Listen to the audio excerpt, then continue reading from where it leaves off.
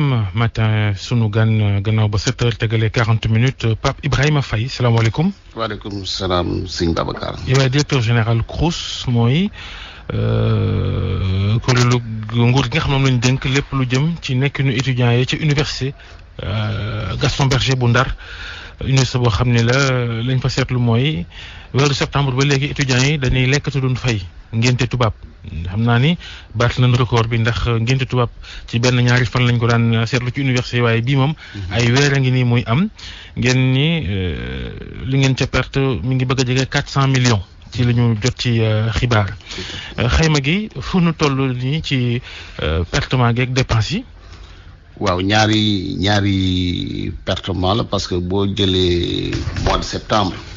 parce que ñun dañuy fonctionner par année budgétaire. boo jëlee mois de septembre mois de décembre pratiquement ñoo ngi ci perte 175 millions en recette interne mais ci période boobu tamit fay nañu pratiquement 1,117 milliard de francs CFA aux repreneurs parce que ci biir restaurant yi bu ñu fàttali ne état Sénégal moo koy gérer dañuy contractualiser ak ay repreneurs ay privés yi nga xam ne ñooy toggal étudiants yi donc ci année 2020 bi. perte nañ ci pratiquement 1,117 millions yi nga xam ne fay nañ ko repreneurs yi en recette pratiquement 175 millions dem na ci boo jëlee ci année bii ñu demal muy 2021 luñ ci perte gum mooy 40 millions de francs CFA parce que le 3 ba le 1er février dañu déclenché woon benn mouvement à chaque fois di reconduire li nga xam ni moom mooy journée sans ticket yooyu ñu tuddee que ngénte tubaab ci période boobu tamit fay nañ ci lu ëpp 400 millions repreneurs yi restaurant yi. boo calculé lépp muy ñaata. bon bu ma ni pratiquement xamaguñu kañ lay jeex parce que fu mu nekk nii ba ma ne 29 jours pour mois de janvier depuis le mois de janvier am na ñaari fan yu ci teguwaat yi nga xam ni démb bi nga xam ni seen mouvement de grève boobu noonu jëkkati woon nañ ko tegaat nañ si ñaari fan. donc day àgg 31 jours pratiquement day déggi dayoo 1,117 millions nga yokk ci lu toll ci 360 millions day dem ba 1 milliard à pratiquement 400 millions de francs CFA yi nga xam ni. fay nan ko repreneurs yi mais ci recette interne yi ñun nañuy perte parce que loolu nañuy soxla parce que étudiant bi nga xam ne dafay dugg ci restaurant bi di lekk dafay fay bu duggee ci. pour ndekki fukki dërëm wala bu dee añ mu fay ñaar fukki dërëm mais loolu xëy na tuuti na mais buñ ko xeeb parce que recette interne yooyu mooy ñuy permettre li nga xam ni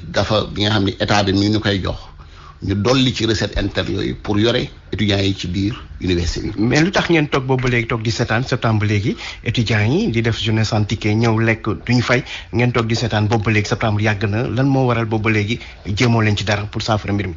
non ñoo ngi jéem xam nga doonu lii nii benn étape la ci jéem yu ñuy jéem parce que depuis 2019 en mai 2019 génne naa benn communiqué ginnaaw bu ñu waxtaanee ak étudiants yi di leen bàyyi leen lii baaxul ci yéen ma génnee benn communiqué au niveau donc public ñu affiché que ci biir université yi jaarale ko ci presse bi pour wax ni lii étudiants yi di def baaxul. pour sensibiliser ñi nga xam ne en tout cas mooy étudiants yi au niveau de l'université loolu tamit ba mu jeexee daje nañu ay daje yu bëri ñi nga xam ni ci biir université yi waxtaan nañ ci mais tamit jël nañu ay ñi nga xam ne ñoom ñu dëkk aux alentours de l'université mooy village environnant ni leen waxtaan leen ak étudiants yi donc pratiquement waxtaan nañ ci entre famille donc de l'université même ministre donc bi nga xam ne mooy Cheikh Oumar Anne bi yore enseignement supérieur woon na leen ñu waxtaan ci loolu pour loolu ñu bàyyi ko parce que baaxul d'autant plus que bu dee pratique la bi nga xam ni doo ko gis fu dul université Saint-Louis dafa neexul nag université sénégalaise yi nekk fi ñu yor lu toll ci juróomi université benn pratique ñu koy gis biir université. mais parce que étudiants yi tamit dañoo am ay jàmbat moo waral seen grève moo waral seen ngénte tubaab gi li ñuy wax journée sans ticket nga xam ni kon septembre ba léegi ñu ci nekk. jàmbat gi bu ñu tàmbalee ci waañ wi fi ñuy toggee ci juróom-ñaari toggukaay ñett rek kay dox neñ sax sellaay ba ca war a itam yooyu yëpp amul loolu loo cay tontu ndax yow yaay responsable bi. non loolu nekkul parce que chiffres yi dafay joxe leneen du togg du fu ñuy toggee moo am problème déedéet congélation bi moo am problème te ba mu amee problème matagul 15 jours lu ñuy wax nii dañuy yokk par moment dañuy toog ba si yàgg génnee ñaari sujet yooyu ñu réglé ko ñu génnewaat beneen sujet donc pour wane ni étape par étape. waaye bu ñu doon avancer bu ñu doon ay cin la ndax xam naa ay cin yu mag la moo ëpp sax mbana. bu dee juróom-ñaar moo ca war a am ñett di dox. du mën a du toggukaay bi. dama ni la toggukaay amul problème. production musul am problème au niveau de l'université. La preuve fréquentation. est-ce que seen juróom-ñaari toggukaay yëpp a ngi dox fi mu toll nii. du juróom-ñaari sax toggukaay noonu am nañu plus de 60 toggukaay. ça n'a rien à voir avec toggukaay. maanaam boo jëndee ay légumes wala nga jënd yàpp da nga koy dugal ci congélation bi maanaam repreneurs yi dañuy ñëw pour jënd li nga xam ne peut-être pour 1 mois pour am stock de réserve pour permettre leen à chaque fois ñuy def production continue léegi nag ci juróom-ñaari congélation yooyu ñu am dafa am ñett yi nga xam ni dafa panne ci fukk ak juróomi fan yu mujj yi mais loolu génnewul production bi en réalité parce que boo dee xayma ci production étudiants yi 4000 nañuy dugg par repas nañuy servir par jour mais ci période bu ñuy wax ni dafa am problème congélation àgg nañu ba 5000 étudiants yi nga xam ne lekk nañu donc amul problème production donc en réalité ça n'a rien à voir amul problème ci service yi nga xam ni CROUS mi ngi koy jox étudiants yi malgré que donc panne dafay am. nit mais congélation tamit fekkee conservation lekk bi tamit demeewul ni loolu tamit mën na indi ay risques ngi ci mën na indi jafe-jafe. ñu koy lekk ay risques mi ngi si mais repreneurs yi amuñu sax gafa gi nga xam ni mën nañu feesal juróom-ñaari congélation yu leen fa tegal pour muy leer li nga xam ni ñun ñoo ngi yoreel repreneurs yi fu mu période bii ñu toll ma lay wax ñoo ngi leen yoreel ci année 2020 bi ñu jàll 1,117 milliard de francs CFA xam nga loolu koo ko yoreel nit ba pare nga naan ka feesalal juróom-ñaari congélation kooku da nga koy indil problème en réalité lu ñuy jënd maanaam ay ñetti fan lay mat après dem jëndiwaat ainsi de suite noonu lay demee en réalité ñoom tamit dañu nekk si ay difficultés malgré difficultés yooyu ñu yore malgré xaalis boobu ñu leen yore ñoo ngi def ay efforts énormes pour que étudiants yi à chaque fois bu ñu ñëwee ñu mun leen jox ñu lekk jox leen ñu naan donc il y a des efforts qui sont en train d'être faits et pourtant efforts yooyu noonu ma lay wax boo dee comparé journée sans ticket yi 1,117 milliard lanu jar si ñun te ñoo ngi yoreel repreneur 1,017 milliard de francs CFA tu vois da ngay gis nettement que donc journée sans ticket yi donc mooy indi problème bi de telle manière que état bi dootul mën a ci suivre moom moo tax ñu leen sensibiliser à chaque fois ni leen bàyyi leen lii en réalité li ngeen di bataille yéen seen bopp ngeen koy teg li nga xam ne mooy restaurant yi kenn lekk ci lu dul étudiant donc boo leen di teg ay at même bu dee ay congélation ak leneen mënoo ne campus bi amul jafe-jafe ndax léeg-léeg ndox manqué léeg-léeg assainissement bi itam ndox may ball ndox mu bon ba di ball di xeeñ loolu yàgg nañ koo jàmbat loolu itam lu ngeen ci def boobaak léegi. mais loolu sëñ Babacar xanaa suivre actualité bi loolu problème mu ndox doléance la bi nga xam ni 15 ans. université Saint-Louis ñu ngi Dakar waaye xam nañ ne Château d'eau bi léeg-léeg du xel. donc damay wax ni. xam nga dafa am li nga xam ni aussi dañ koy wax rek te yàlla tax. étudiants yi ay nit nañu c'est vrai que ay xale nañu ñu yaakaar ci ñoom mais ay avant tout ce sont des Sénégalais difficulté yi nga xam ne Sénégalais yi ñoo ngi koy jot à l'extérieur ñoom jotuñu sax un quart parce que li nga xam ne mooy problème ndox mi ba mu amee président de la République dafa SONES mu ñëw tabax fa château d'eau bu bees tàq bi nga xam ne 250 mètres cubes lay produire par jour ba pare yokk ci donc 2 bâches yi nga xam ne 150 mètres cubes la pour université am autonomie et pourtant département de Saint-Louis mun na toog toute une semaine du am ndox université yi ñu privilégié que di ko jox ndox étudiants yi pour ñu am ndox et pourtant SANAR moo tax université bi lu mu existé moom moo tax département bi yëpp am problème ndox et pourtant ay Sénégalais noonu donc bu ñu privilégié ñii ñu xam ne ñoo ngi leen di privilégié mais lépp li nga xam ne en tout cas état bi mi ngi koy def à côté ay sénégalais di jonkanteel ay jafe-jafe étudiants yi ni ñoom doonu jonkanteel jafe-jafe y a un problème. mais quand même ay ndox yu bon eaux usées doon na fa am ni ko Babacar waxee naka noonu tam bu nawet bee mu nekk ci sànn loolu yëpp ay jafe-jafe yu fa am la. non nawet bi xam nga université du tijji en réalité mais li nga xam ni mooy problème assainissement bi mooy université dafa yokk bu tijjiwul tam warta senn. dafa yokk. université dafa yokk parce que bu yokkee il faut que infrastructure yi ànd ak moom ñu yokk. Mais le problème qui s'est posé, malgré que l'université Saint-Louis moo ëpp capacité en termes d'hébergement ci université yëpp yi nga xam ne ñoo nekk Ndar parce que ñun nous sommes à un taux de couverture bi nga xam ne de 49% de presque 50%. mooy benn étudiant sur 2 est logé donc ça veut dire quoi ku xam université nu muy doxee ñun ñi yëpp ñi nga xam ne jaar nañu université bon man université Saint-Louis la jaar xaw ma pratique yi nga xam ni dunduma en tout cas pratique yi nga xam ne waa Dakar dund na mais boo dee xool ci jàngat boo ne un étudiant sur 2 est logé ci biir université Saint-Louis ça veut dire que tout le monde est dans le campus social ce qui n'est pas le cas nekkul cas boobu moo nekk ci yeneen université yi donc université Saint-Louis en réalité waaye changé na de ci jamono léegi sax da daan des waaye léegi UGB day am clando mais c'est tout à fait normal Babacar c'est dans le monde entier boo demee tax tabaxuñu ay dëkkuwaay yu bees boobaak léegi tabax nan ko kañ lañ ko tabax nan ko on a réception ci année bi man réceptionné naa ñaari bâtiment yi nga xam ni 2000 places la ñaata lal 2000 lii ñaari junni donc lii yi nga xam ne yokku nan clando di fi am ba léegi donc clando foog xam nga clando warul am bu dee dañuy doxel donc yoon mais clando boo demee la nga xam ne mooy ñu fàttali mbokk auditeurs yi xamul mooy buñ ne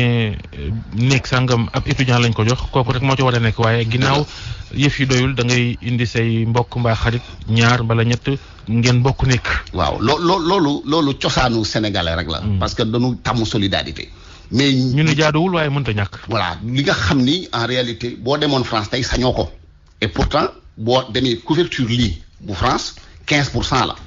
ñun ñoo ngi ci 49% ñun ñoo gëllee France dafa fekk ni. ñun suñu culture dafa nu may maanaam suñu aada mooy que mënuñu gis nit te dimbaliwuñ ko loolu kese la. mais bu matoon loolu yëpp bu doyoon. mat du am matul moo tax mat du am mat mënul am université dans du benn université ci adduna ba ci pays yi nga xam ni dañu développé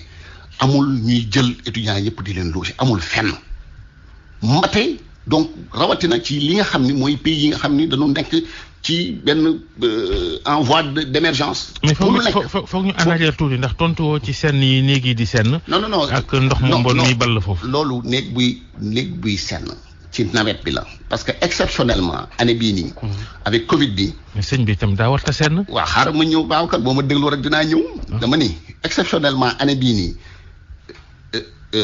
comment dirais-je université dafa tijji au mois de septembre. mois d'octobre lay tijji. mois d'octobre dafa doon fekk ni taw yi dafay jeex dans le nord c'est la première fois que ñu tijji ci nawet biir Saint-Louis donc c'est une expérience la bu bees expérience boobu bu beesee néeg yi nga xam ne moom mooy senn te juróomi néeg dafa fekk ni ba ñuy tabax li nga xam ne logement yi nga xam ne ñaari junni étudiants ñoo fa waroon fanaan donc dafa yéexoon ba mu yéexee ñu jëloon yi nga xam ni mooy conteneur yu nekkoon yu ñu doon def te Ablaye Wade doon def événement wam aar boobu noonu fàtte naa sax Fesman donc ñu abal ka waa université pavillon préfabriqué voilà préfabriqué donc yooyu nañu def foofu noonu en attendant que pavillon yu bees yi nga xam ni moom laa réceptionné ñu réceptionné ko donc loolu moo doon senn c'est tout à fait normal ba mu sennee tamit si saa si defar nan ko c'est nañu jël ñi nga xam ni mooy 8 néeg yooyu nga xam ni 4 étudiants ñoo si doon na nekk muy 32 étudiants ñu yóbbu leen pavillon yu bees yi donc mu jeex li nga xam ni moom mooy aussi problème assainissement bi wax naa ni bu ñu demee ba nga xam ni yi nga xam ni mooy investissement yu ñu war a def 83 nanu tabax université bi 90 nañ ko tijji pour 5000 étudiants ñu dem ba nga xam ni université Saint-Louis mat na presque 12000 étudiants production bi nit ñi yokk ñu am problème mu ndox président de la République def fa château d'eau 250 mètres cubes d'eau mu am pression bu metti bu yokku ndox mi c'est normal 80%. li nga xam ne lu ñuy naan ndox ne doy na dama ni. garab yaa ngay dee sax ndax mënatuñu leen roose. non ban garab ku koy xam nga jamono gi kuy jël garab. mango ya fa newoon mënatul kuy roose meññeetul ndax yow baaw kan kuy jël garab rek di ko roose ak garab ak doxu SONES bi rek loolu yàq la yow tamit ñun on est branché li nga xam ne ndox bi dafa am ndoxu dex dañu am dex Saint-Louis te ndox moom ñuy roose ci dex yi lay jógee ça n'a rien à voir donc production bi nga xam ne bu yokkee de 350 mètres cubes par jour ñu koy produire 80% production boobu ñëpp xam nañ ni eau usée lay dem mu dem ci ay infrastructures yi nga xam ni depuis 83 nañ kii c'est normal day exploser moo tax président aussi sommet ONAS mu ñëw defar réseau assainissement bu bees ci biir université bi c'est vrai que depuis lors donc ñu ngi ci études yi mais li nga xam ne mooy budget CROUS te attan ko nga xam ne ay pompe la jënd nañu donc chaque année ñu ngi jënd ay pompe et defe naa ni déggatuñu donc mbir moomu au niveau de l'université. léegi wàllum journée santé bu ñu ci dellusee mbir yi nee na nga ay weer a ngi nii ñëpp wax nañ ci notable yi ñëpp wax nañ sottiwul étudiants yi ba léegi ne ñu ngi seen ñaxtu léegi lan moo ci solution ndax yéen a ngi xalaat solution radicale maanaam comme que yéen respecté leen sart yi ngeen tëj wala ngeen xool ni ngeen def ak ñoom lan moo ciy pexe fi mu toll nii. non c'est très simple xam nga loo gis ci àdduna dafa am da nga am ay droit comme yow da nga am ay droit mais à côté da nga am ay devoir restaurant yi mooy kuy dugg da nga war a fay sa ñaar fukki dërëm loolu dem na ba nga xam ni jéggi na dayoo mais nangoo too fay kañ kon restaurant yi kañ mënatul produire moom moo tax ñu ni léegi dorénavant à chaque fois que étudiants yi jàpp nañ ni ñaxtu bi dafa leen jaral ñu dem ci biir restaurant yi te duñu fay ñun tamit donc suñu devoir mooy ñu tëj restaurant yi ba nga xam ni ñoom daanu fay ñu tëjil leen ko c'est aussi simple que cela. ba nga ko tëjee mbaa du compliqué ci xultu yeeg yëngal yi. waaw mais loolu Babacar ci àdduna la bokk parce que li nga xam ni aussi moom mooy suñu ay responsabilité en tant que autorité suñu responsabilité en tant que grand frère suñu responsabilité tout juste en tant que sénégalais mooy que ku nekk dafa war a jël li nga xam ni moom la moom. munoo jël li nga moom jël keneen li mu moom parce que li nga xam ni moom nañuy fayee repreneur restaurant yi xaalisu contribuable yi la dañuy ñëw président de la République jox na étudiants yi pratiquement on est à 11 700 étudiants ci biir université Saint-Louis si 11 700 yi 10 000 yi yëpp lu ëpp 10 000 am nañu bourse. loolu moom mën nañ ci d'accord ak. am nañu bourse donc ku am bourse vraiment tu as tous les moyens tu dois payer. wax dëgg yàlla nag di lekk te doo fay septembre ba léegi itam xaw na jéggi dayoo waxtaan bi jeex na waaye ku la dégg xam ni politicien nga booyu Mansour Faye nga sax maire Saint-Louis est-ce que xam ngeen ni bu ngeen deful nag Mary Teuw Niane ñëw dal seen kaw yéen a ngi koy sóoraaleem. Mary Teuw APR la bokk. waaw. mais bëgg na place bi Mansour Faye toog ca Ndar mu toog fa. moom bëgg na Mary Teuw bëgg na place yëpp je crois que c'est un sénégalais la am na droit bëgg lu ko neex mais ñun ñoo ngi ci benn parti bu tudd APR ñoo ngi ci benn coalition bu tudd Benno Bokk Yaakaar donc moment bi bu ñëwee donc lu war a xew dina xew bu soobee yàlla. wala da nga foog ni Mansour Faye li mu doon goro président moo koy may sañ-sañ ak doole lu mu bëgg rek ñu jox ko ñeneen ñi ñàkk am noonu la. Mansour Faye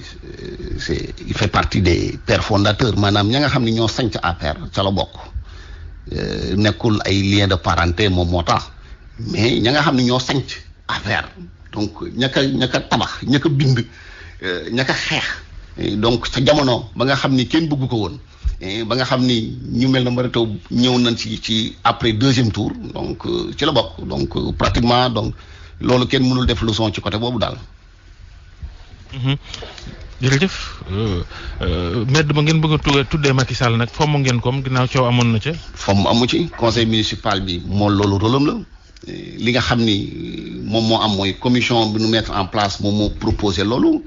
jam nañu ba nga xam ni. te du ngeen ko def daal. li nga xam ni. du loolu du sama ressort. mais li nga xam ni conseil municipal bi moom moo ko war a adopté dana ko adopté de façon très responsable incha allah.